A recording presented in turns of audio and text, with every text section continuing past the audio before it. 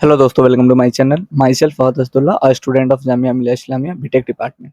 आज के इस वीडियो में हम लोग बात करने वाले एप्लीकेशंस ऑफ ट्रिग्नोमेट्री के जितने भी 2026 में क्वेश्चंस पूछे गए थे स्टैंडर्ड मैथ्स में, वो सारे क्वेश्चंस हम लोग डिस्कस करने वाले। तो चलिए हम चलते हैं क्वेश्चन नंबर 1 पे। क्वेश्चन नंबर हमें 1 क्या दिया गया है? A car is moving away from the base of a 30 metre high tower. मान लेते हैं, क्या मान लेते हैं कि यहाँ पे एक हमारा टावर है और इसका लेंथ कितना दिया गया है? 30 मीटर। और बोला जा रहा है कि हमें फाइंड आउट करना है the angle of elevation of the top of the tower from the car.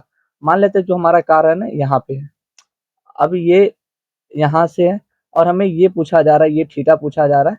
अगर कंडीशन दिया गया है कि if the car is 10√3 metre away from the base of the tower, ये जो है ना 10√3, ये हमें लेंथ दिया गया है, इतना लेंथ दिया गया और हमें फाइंड आउट क्या करना है? थीटा फाइंड आउट करना है। तो tan थीटा क्या हो जाता है? परपेंडिकुलर बाई बेस हो जाता है। अब देखो परपेंडिकुलर कितना है? 30 है और बेस हमारा कितना है? 10√3 है।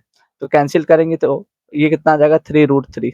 एक काम करते हैं, हम इसको डेसिमलाइज कर देते हैं, √3 तो इससे ये कैंसिल हो जाएगा, हमारा बचा 3√3। अब देखो √3 तब होता है ना, tan theta is equal to √3 तब होता है जब theta is equal to 60 degree होता है। तो हमारा ऑप्शन कौन सा हो जाएगा? Option number D, 60 degree. चलिए हम चलते हैं नेक्स्ट क्वेश्चन पे। नेक्स्ट क्वेश्चन क्या दिया गया है कि radio towers are used for transmitting a range of communication services including radio and television. The tower will either act as antenna itself or support one or the more antennas on its structure. On a similar concept, a radio station tower was built in two sections. एक section ये वाला है और दूसरा section ये वाला है, A and B. Tower is supported by wires from point O. यहाँ पे पॉइंट ओ पे एक वायर से ये सपोर्ट किया गया है। अब हमें ये केस स्टडी बेस्ड क्वेश्चन है, केस स्टडी बेस्ड क्वेश्चन है। अब हम देखते हैं हमें क्वेश्चन में क्या पूछा गया है। क्वेश्चन में हमें पूछा गया है कि distance between the base of the tower and the point O is 6 metre. देखो ये जो बेस है यहाँ पे ये 6 मीटर का हमें लेंथ दिया गया है और क्या दिया गया है? From point O the angle of elevation of the top of the section is 30 degree. देखो ये ऑलरेडी क्वेश्चन में मेंशन है, ये डायग्राम है कि ये जो टोटल एंगल है ये 30 डिग्री है और जो नीचे वाला एंगल है, जो बी पी से जो लेंथ है उसके बीच का जो एंगल है वो 60 डिग्री नहीं, जो बड़ा वाला एंगल है वो 60 डिग्री है, जो छोटा वाला एंगल है वो 30 डिग्री है। Based on the above information, answer the following question. Find the length of the wire of the top O from the to the top of the section B. देखो हमें ये फाइंड आउट करना है। क्या find out करना है? Find out find out find the length of the wire from the point O to the top of the section B। अब देखो क्या हमें फाइंड आउट करना है? ये जो लेंथ दिया गया है ना, हमें ये फाइंड आउट करना है। चलो अब क्या यहाँ पे दिया गया है? ये 6 मीटर दिया गया है और हमें ये फाइंड आउट करना है। तो यहाँ से अगर आप देखोगे तो ये क्या हो जाएगा? ये इसे हम बोलते हैं cos theta. cos theta is equal to कितना हो जाता है? cos थीटा हो जाता है बेस बाई हाइपोटेनस हो जाता है और थीटा का वैल्यू कितना दिया है? 30 डिग्री। तो cos 30 degree is equal to base कितना दिया है? 6 दिया है और हाइपोटेनस हमें फाइंड आउट करना है। तो cos 30 का वैल्यू कितना हो जाता है? √3/2 हो जाता है is equal to B by sorry इसका वैल्यू 6 दिया गया एच। तो एच हमें यहाँ से कितना हो जाएगा? 12/√3। अगर हम इसको रेशनलाइज करेंगे तो ये कितना हो जाएगा? 4√3 हो जाएगा, 4√3 मीटर हो जाएगा। तो ये जो लेंथ है 4√3 मीटर हो जाएगा। दूसरा क्वेश्चन में क्या दिया गया है? Find the length of the wire from point O to the top of section A. अब हमें ना ये वाला लेंथ मेजर करना है। कौन सा लेंथ मेजर करना है? ये वाला हमें मेजर करना है। फिर वही फॉर्मूला लग जाएगा। कौन सा फॉर्मूला लगेगा? Base by hypotenuse is equal to हो जाता है cos थीटा। अब यहाँ पे थीटा कितना? 60 डिग्री। तो cos 60 डिग्री हो जाता है, कितना हो जाता है? अच्छा बेस कितना दिया है? 6 दिया है, हाइपोटेनस। अब देखो 6/h is equal to cos 60 का वैल्यू कितना हो जाता है? हाफ हो जाता है। तो यहाँ से अगर हम देखेंगे तो h का वैल्यू कितना आ गया? 12 मीटर आ गया। आई होप आपको इतना तक समझ में आया होगा। नेक्स्ट क्वेश्चन क्या है कि find the distance A B. अब हमें पता करना है ए बी का डिस्टेंस कितना है, मतलब ये जो लेंथ है ना, हमें ये पता करना है कि ये कितना होगा। तो एक काम कर लेते हैं, हम पहले पूरे ट्रायंगल का लेंथ निकाल लेते हैं। अगर हम पूरे ट्रायंगल का लेंथ निकालेंगे तो ये कितना हो जाएगा? AP divided by PO। ये कितना हो जाएगा? tan 60 डिग्री, tan 60 डिग्री हो जाता है √3 और AP हमें नहीं दिया गया तो AP बाई और PQ दिया गया, सॉरी PO दिया गया। PO कितना है? 6 है, तो ये √3 हो गया। तो एपी का अगर टोटल लेंथ देखें तो ये हो जाएगा 6√3। अब ना हम बीपी वाले ट्रायंगल का फाइंड आउट कर लेते हैं। बीपी बाई पीओ कितना हो जाएगा, पीओ tan 30 मतलब 1/√3। तो बीपी का वैल्यू हमें फाइंड आउट करना है, बीपी बाई पीओ कितना 6 है तो ये हो जाएगा 1√3। तो बीपी यहाँ से कितना निकल जाएगा 6/√3। अगर रेशनलाइज करेंगे तो ये 2√3 हो जाएगा। कितना हो जाएगा, बीपी हमारा हो गया 2√3 हो गया। और हमारा टोटल कितना था, एपी कितना था, ये था 6√3। तो अगर हमें ए बी निकालना है तो ए बी कितना हो जाएगा 6√3 माइनस 2√3। तो यहाँ से कितना आ गया 4√3 आ गया। आई होप ये भी क्वेश्चन आपको समझ में आया होगा। नेक्स्ट क्वेश्चन क्या है, नेक्स्ट क्वेश्चन है find the area of triangle OPB. किसका हमें फाइंड आउट करना है, ओपीबी। तो ये वाले ट्रायंगल का हमें एरिया फाइंड आउट करना है। अब देखो अभी हम लोग निकाले हैं बीपी कितना था, बीपी हमारे सामने था ये 2√3 था, ये 2√3 है एंड ये 6 है। तो एरिया क्या हो जाता है, एरिया हो जाता है half into base into height, half into base into height. तो यहाँ पे हो जाएगा हाफ इंटू बेस कितना है 6 है एंड हाइट कितना है 2√3 है। तो 2 से 2 कैंसिल, ये हो जाएगा 6√3 मीटर स्क्वायर हो जाएगा इसका एरिया हो जाएगा। आई होप आपको ये क्वेश्चन केस बेस्ड समझ में आया होगा। चलिए अब हम चलते हैं नेक्स्ट क्वेश्चन पे। नेक्स्ट क्वेश्चन क्या है, from a point on the ground which is 60 metre away from the foot of a vertical tower. मान लेते ये एक टावर है और यहाँ पे एक पॉइंट है कोई, और ये कितना दिया गया है 60 मीटर दिया गया है, ये लेंथ दिया गया है। The angle of elevation of the top of the tower is found to be 45 degree. ये कितना दिया है 45 degree. The height of the tower is, हमें ये फाइंड आउट करना है। अब देखो tan थीटा कितना होता है, tan 45 डिग्री क्या हो जाएगा, परपेंडिकुलर बाई बेस हो जाएगा। tan 45 का वैल्यू 1 होता है तो p बाई b हो जाएगा। b का वैल्यू 60 मीटर दिया गया है तो हमारा p कितना हो जाएगा, मतलब हाइट ऑफ टावर कितना हो जाएगा 60 मीटर हो जाएगा, जो कि ऑप्शन नंबर सी में दिया गया है। नेक्स्ट क्वेश्चन पे हम चलते हैं। नेक्स्ट क्वेश्चन क्या दिया गया है, आई थिंक ये भी केस बेस्ड क्वेश्चन है। चलो क्वेश्चन क्या है कि Tejas is standing at the top of a building and observes a car at an angle of depression 30 degree as it approaches to the base of the building at a uniform speed. अब देखो यहाँ पे एक कोई इंसान है, ये क्या नाम दिया है तेजस, और ये ना ऑब्जर्व कर रहा है। पहले ये जो कार था यहाँ पे था, फिर 6 सेकंड बाद ये कार यहाँ पे पहुंच गया, और सी और बी के बीच का डिस्टेंस 25 मीटर दिया गया है। अब हमसे क्या पूछा, देखो अगर ये 30 डिग्री है तो ये भी हमारा 30 डिग्री हो जाएगा। Angle of elevation is equal to angle of depression हो जाता है। और ये जो 60 डिग्री अगर ये दिया गया तो ये भी 60 डिग्री होगा ड्यू टू अल्टरनेट एंगल। अब क्या दिया गया है, car is 25 metre away from the building. हमें क्या फाइंड आउट करना है, what is the height of the building. हमें ये पता करना है कि ये कितना होगा। अब देखो कैसे पता कर सकते हैं, ए बी बाई, अगर हम लोग A B by B C करेंगे तो ये कितना हो जाएगा tan 60 डिग्री हो जाएगा। अब देखो ए बी का वैल्यू हमें फाइंड आउट करना है और ए सी का हमें, सॉरी बी सी का वैल्यू हमें दिया गया है 25 मीटर दिया गया है। tan 60 हो जाता है √3 हो जाता है। तो यहाँ से अगर हम लोग फाइंड आउट करें हाइट तो ये हो जाएगा 25√3 हो जाएगा। तो ये कितना है 25√3 बिल्डिंग का हाइट है। अब हमें क्या क्वेश्चन में पूछा गया है कि what is the distance between the two position of the car.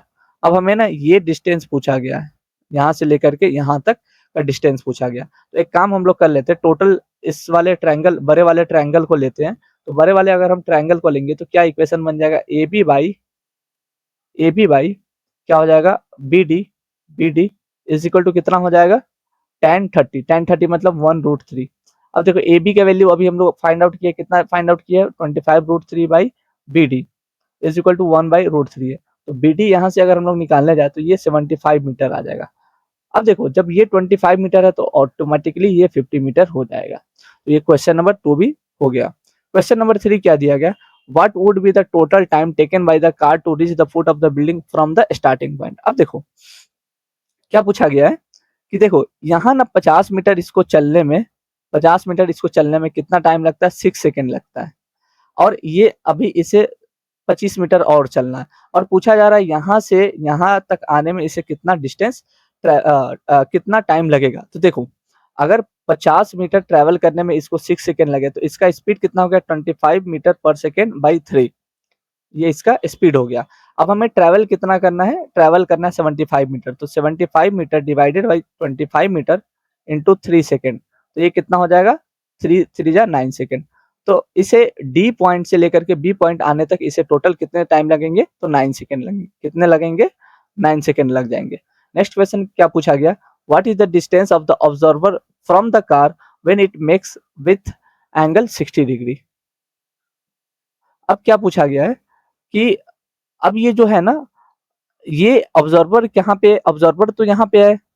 अब पूछा जा रहा है जो कार यहाँ पे आ जा रहा है, कार यहाँ पे आ रहा है जब 60 डिग्री बना रहा है, तो इन दोनों कार और ऑब्जर्वर के बीच का डिस्टेंस कितना दिया गया, मतलब हमें हाइपोटेनस फाइंड आउट करना है इन ट्रायंगल एबीसी।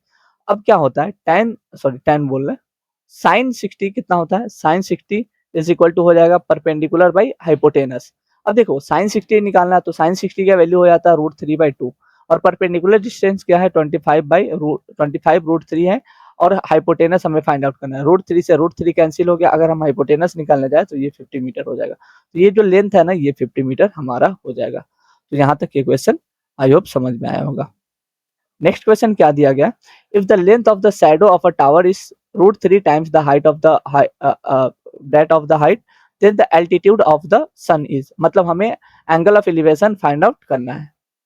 अब देखो मान लेते ये h है और ये h√3 दिया गया, क्या दिया गया, जो हमारा शैडो बन रहा है ना वो h√3, मतलब कि अगर इसे h मान लेते तो ये h√3।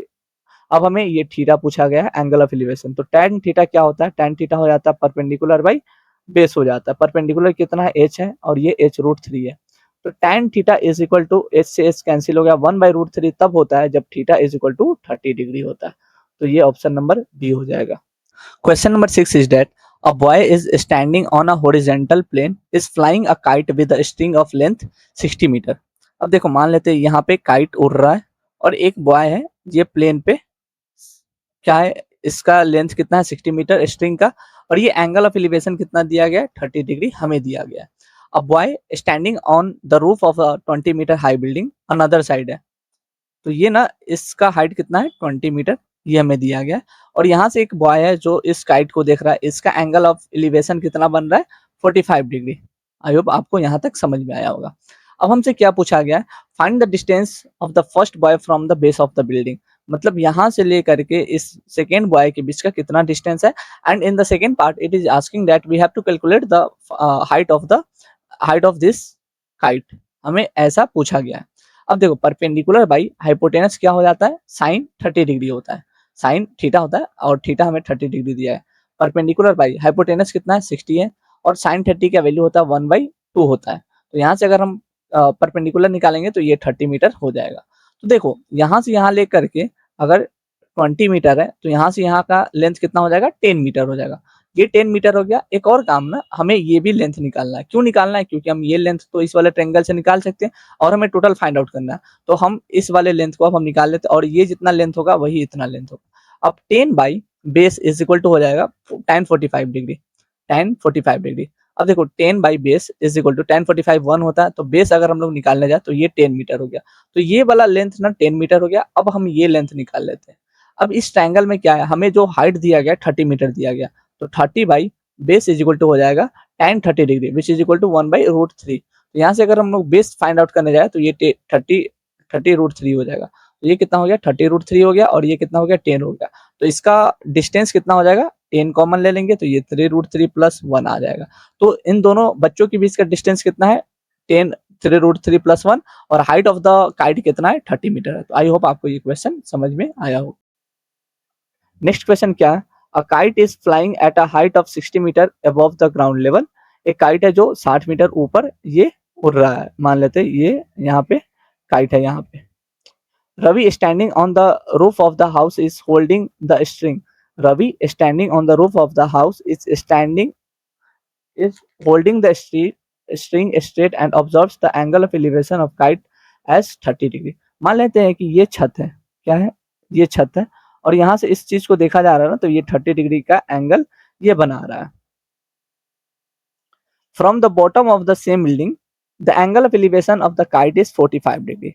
अब मान लेते हैं कि ये चीज दिया गया है कि ये तो बिल्डिंग हो गया हमारा, ये हमारा बिल्डिंग हो गया, और यहाँ से वो रवि देख रहा था। अब बोला जा रहा है कि ये अगर हम जमीन से देखते हैं ना, तो ये कितना एंगल बना रहा है 60 डिग्री बना रहा है, सॉरी 45 डिग्री बना रहा है, 45 degree. Find the length of the string and the height of the roof from the ground. हमें तो पहले ये पूछा गया है ये कितना है, और दूसरा पूछा गया है कि find the length of the string, and अब हमें जो धागा होता है इसका लेंथ पूछा गया, मतलब ये वाला चीज हमें ये पूछा गया। अब देखो ये कैसे होगा, tan नहीं tan छोड़ो अभी, sin 60 इज इक्वल टू कितना हो जाता है, परपेंडिकुलर बाई हाइपोटेनस। sin 60 का वैल्यू हो जाएगा √3/2। परपेंडिकुलर डिस्टेंस हमें कितना दिया है, 60 मीटर दिया, और हमारा हाइपोटेनस हमें फाइंड आउट करना है। तो हाइपोटेनस यहाँ से हो जाएगा 120/√3, √3 को रेशनलाइज करेंगे तो ये 340√3 हो जाएगा। तो जो हमारा हाइपोटेनस है 40√3 है, तो स्ट्रिंग का जो लेंथ है ना वो 40√3 हो जाएगा। अब हमें क्या पूछा गया, हाइट ऑफ द रूफ हमें पूछा गया, ये वाला लेंथ हमें पता करना है। तो एक काम करते हैं, हम इस वाले चीज को पहले इस वाले ट्रायंगल की मदद से हम लोग यहाँ बेस निकाल लेते हैं। तो tan 30 कितना हो जाएगा, tan 30 हो जाएगा 1/√3 which is equal to perpendicular by कितना हो जाएगा, परपेंडिकुलर बाई बेस हो जाएगा। ये हो गया।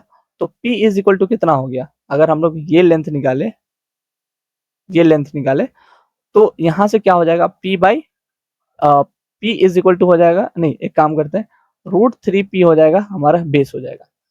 अब हम चलते हैं बड़े वाले ट्रायंगल में। बड़े वाले ट्रायंगल में अगर हम लोग देखेंगे तो बड़े वाले ट्रायंगल से अगर हम लोग ये लेंथ फाइंड आउट करने की कोशिश करेंगे, ये लेंथ फाइंड आउट करने की कोशिश करेंगे तो ये देखो कितना हो जाएगा, perpendicular by base is equal to हो जाएगा tan45।